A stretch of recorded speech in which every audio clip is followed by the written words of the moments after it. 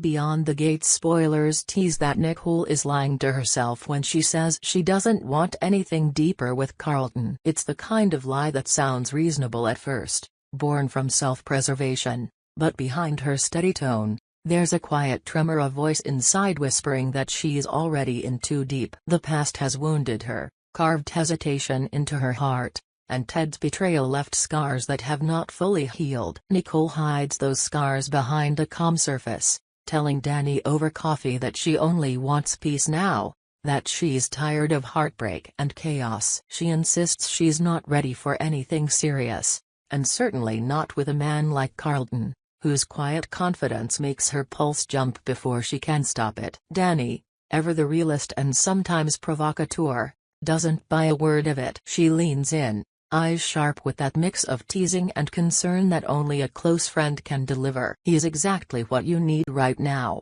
she says, firm but kind. Nicole shakes her head, smiling weakly, pretending to brush it off, but the weight in her chest betrays her. The more she tells herself that Carlton is just a distraction, the more she finds herself waiting for his messages, replaying their conversations, recalling how his gaze lingers a second longer than it should. Yet she denies it all. Dani sees through her easily. Friendship between women often runs on unspoken understanding, and Dani knows when Nicole's words don't match her heart. Still, she doesn't press, at least, not too much. Nicole's fragile calm is hard-won, and Dani respects that. But calm never lasts long in their world. The story shifts its focus to Andre. There's something raw about him, someone trying hard to stay upright while the ground beneath him keeps shifting. Dani meets with him under the pretense of clarity, promising Nicole that she has no ill intentions. She just wants to make sure that the tension surrounding Andre,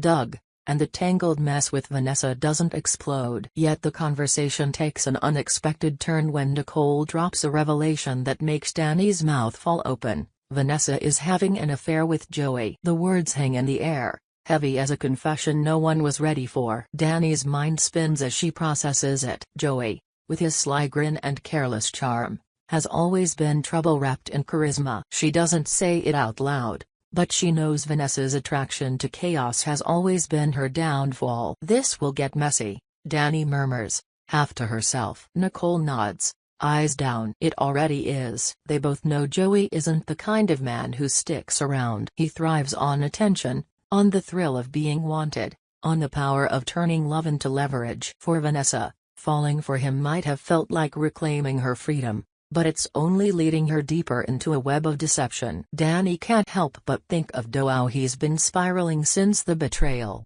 how his recent accident might not have been just bad luck. "Maybe that's why it happened," she says softly. Doug's heart wasn't just broken, it was burning. The silence that follows is heavy. They both understand what Dani means. Sometimes grief doesn't look like tears, it looks like reckless speed, a loss of control, a desperate attempt to make the pain stop for even a moment. Meanwhile, somewhere else in this restless world, Bill's patience is running thin. Hayley, consumed by jealousy, has turned suspicion into an obsession. Her insecurities have found a new target. Dani. Bill has been stretched thin lately, trying to help the Dupree family manage the fallout from their feud with Leslie. It's draining him, body and mind. He spends late nights working, phone glued to his ear, trying to untangle other people's problems while his own relationship slowly frays. Hayley doesn't understand or refuses to. Every time she looks at him, she sees distraction, distance, detachment. And in her mind, there's only one explanation: Dani. Driven by paranoia, she shows up at Dani's house unannounced, hoping to catch Bill there. Dani answers the door, surprise flickering into amusement when she realizes what's happening. The tension between them is sharp, electric in a bitter way. Hayley scans the living room as if Bill might be hiding behind the curtains. Dani, ever composed, steps aside, letting her look. "You won't find him here," she says dryly. Hayley's eyes narrow. "Then maybe you can tell me why he keeps talking about you." That turns a laugh from Danilo, humorless, edged with challenge. "Maybe because I don't chase him around like a detective." She crosses her arms, studying Hayley. "If you're that worried, Maybe you should hold on tighter before he slips away. The jab lands hard. Hayley's cheeks burn as she turns on her heel and storms out, but not before throwing one last warning over her shoulder: stay away from him. When the door closes, Dani lets out a slow exhale. She's more amused than angry. Hayley's jealousy has become predictable, almost pathetic in its intensity. Stay away from him, she mutters under her breath, smirking. As if I'd want him. Still, the encounter leaves a residue of tension in the air. Because even if Dani has no designs on Bill, Hayley's behavior is becoming increasingly erratic. And in this world, emotion unchecked always leads to fallout. The rumor of that confrontation spreads quietly. People talk, small towns always do. Soon, whispers turn into assumptions, and assumptions into storylines of their own. Hayley can feel the eyes on her, the quiet judgment in every polite smile. It drives her deeper into paranoia. She starts imagining scenarios, replaying past conversations with Bill, picking apart every detail for hidden meaning. The more she obsesses, the further she pushes him away. Bill, unaware of the full storm brewing,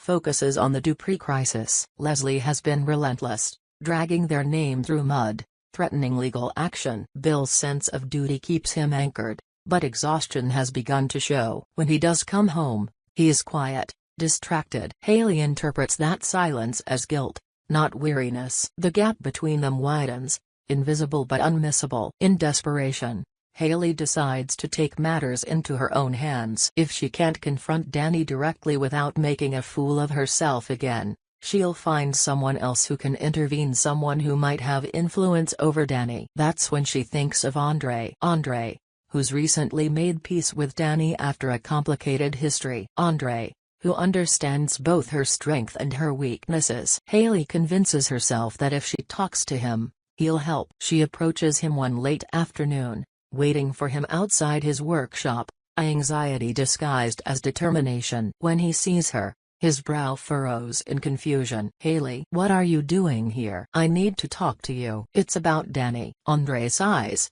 already sensing trouble. I told you we have an understanding. Whatever it is you think is happening, it's not. But Hayley pushes on, words tumbling out, heavy with emotion. You have to stop her from seeing Bill. He is slipping away from me, and she's the reason. Andre's expression hardens. Dani doesn't chase people's boyfriends, Hayley. That's not who she is. You don't see what I see, she insists, her voice cracking slightly. They have this connection, this unspoken thing. It's there every time they're in the same room. Andre shakes his head. No, you're chasing ghosts. The conversation goes nowhere. Hayley leaves frustrated, her desperation deepening into something dark, a belief that no one is on her side. She ends up venting to Carlone later that evening, pacing the living room as she recounts her humiliation. Carlone listens, half sympathetic, half exasperated. You're letting this consume you, he tells her gently. If you keep pushing like this,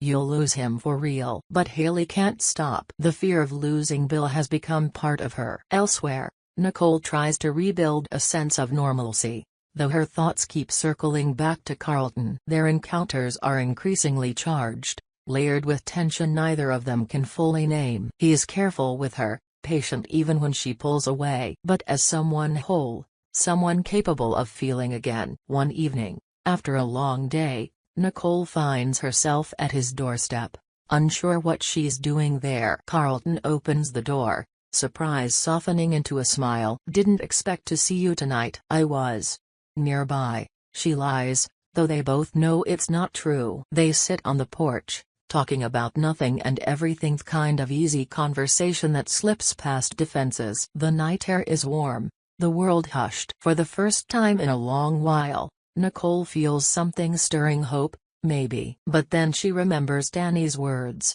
the warning tone wrapped in encouragement. He's good for you, Dani had said. Nicole wants to believe that. Yet her heart still whispers of Ted, of betrayal, of the way trust can turn to ash overnight. She stands abruptly, mumbling an excuse about needing to go. Carlton doesn't stop her, but the look in his eyes follows her all the way home. Meanwhile, Dani herself finds no rest. The chaos swirling around everyone seems to draw her in whether she wants it or not. She becomes a reluctant confidant. Andre's worries about Doug, Nicole's denial about Carlton, Bill's growing frustration, Hayley's spiraling jealousy. It's as if she's standing in the center of a storm, watching each friend spin toward their own breaking point. Her thoughts often drift back to Doug's accident. Something about it doesn't sit right with her. She revisits every conversation, every warning sign they might have missed. Doug was unstable, yes, but there was something else. He sensed that his crash wasn't entirely accidental. The more she thinks about it,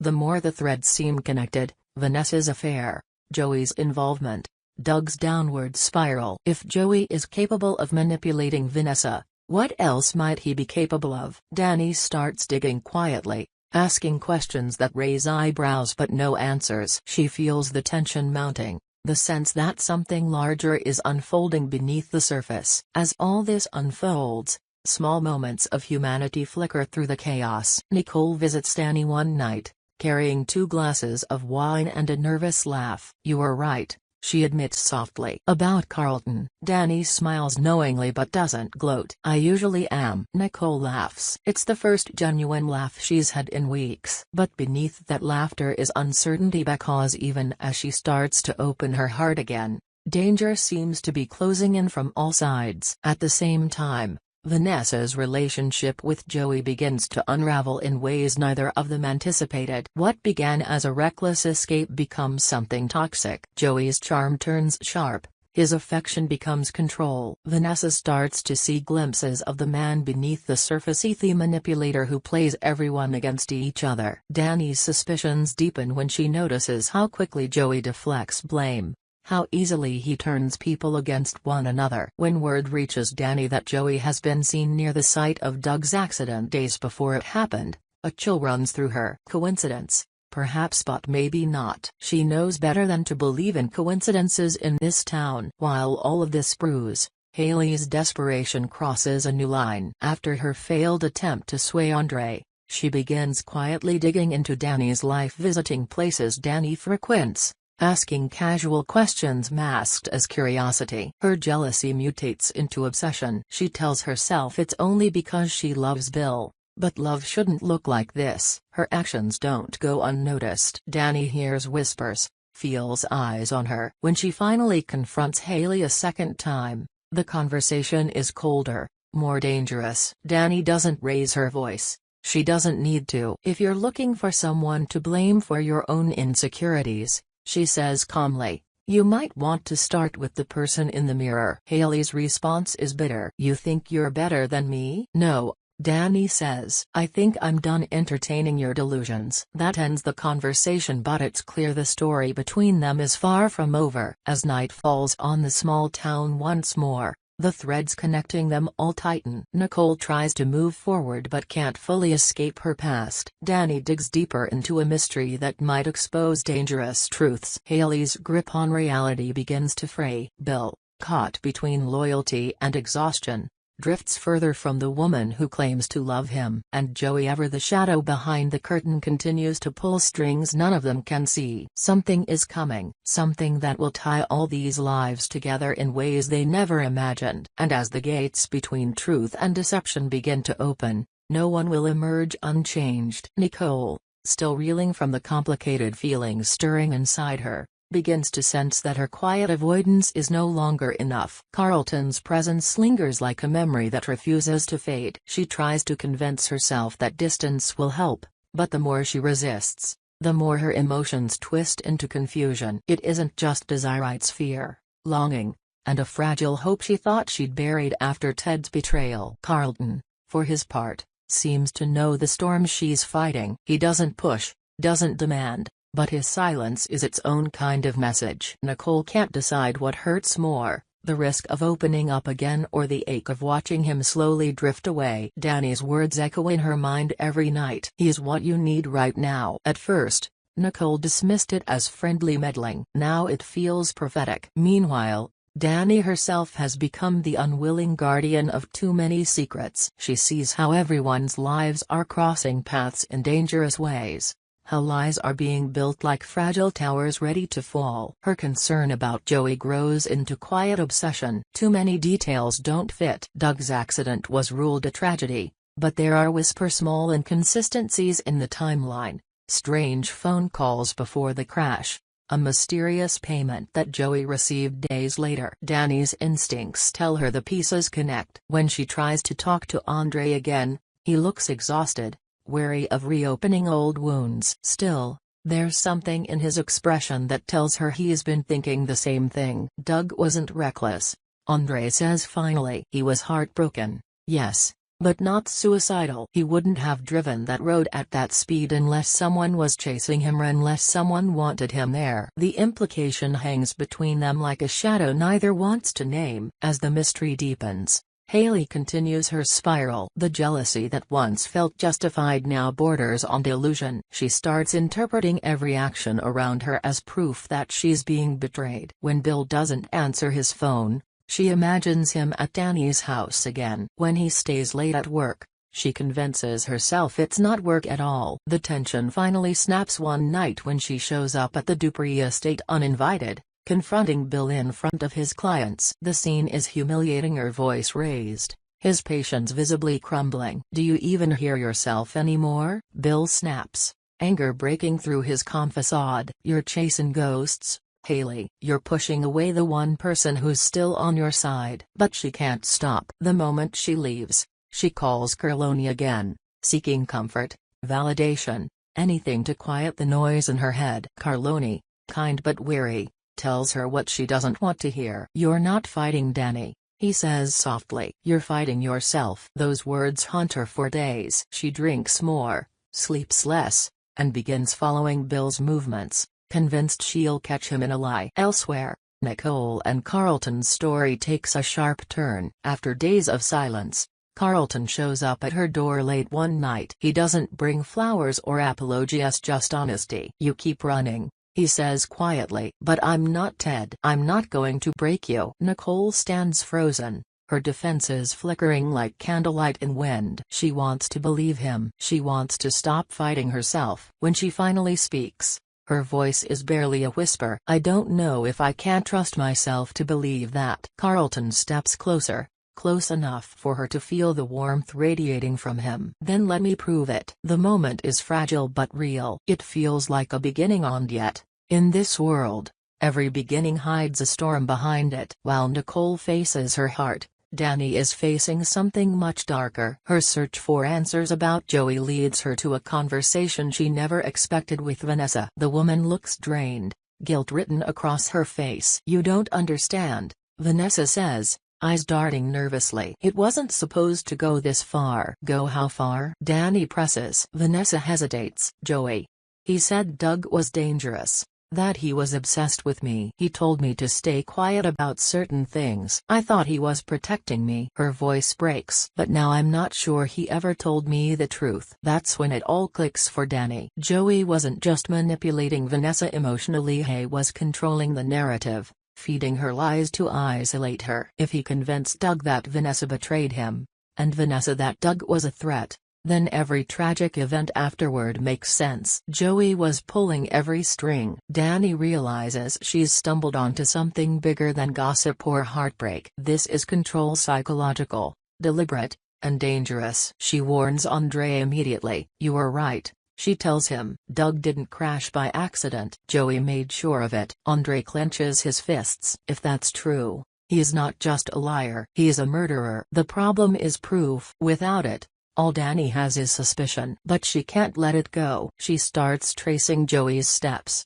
talking to people he's crossed, digging into his background. What she uncovers is a trail of small deceptions, money borrowed and never repaid, favors owed, rumors of blackmail. Joey is a man who thrives in the gray area between truth and crime. As Dani dives deeper, she notices strange things happening around her. Her car alarm goes off in the middle of the night. Her mail gets tampered with. Once, she catches a glimpse of someone watching from across the street. She doesn't tell Nicole or Andre at first. She doesn't want to worry them. But it's clear she's getting too close to something someone wants to stay buried. At the same time, Hayley's downward spiral takes a tragic turn. After another explosive argument with Bill, she disappears for a night. When she returns, She's eerily calm. Too calm. She tells Carlone she's figured out how to fix everything. He doesn't understand what she means until she shows him a small recording she media-manipulated conversation that seems to suggest Dani and Bill are having an affair. It's a lie.